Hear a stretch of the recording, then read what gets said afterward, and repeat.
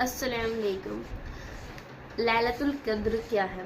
लैलतुल क़द्र, इस रात में अल्लाह मियाँ ने कुरान मस्जिद को उतारा। हर मुसलमान भाई बहनों के लिए बहुत ख़ास और अहम होती है।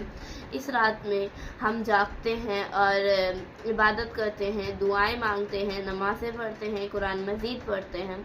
लैलतुल क़द्र कौन सी रात में है? लैलतुल क़द्र रमज़ान के आखिरी असरे में यानी 21, 23, 25, 27, 29 की रात में है। बहुत से लोग महज मानते हैं कि लैलतुल क़द्र 27वीं रात को होती है, मगर उनका ये बयान गलत है, क्योंकि लैलतुल क़द्र किस रात की है ये अल्लाह मियाँ के अलावा किसी को नहीं पता है।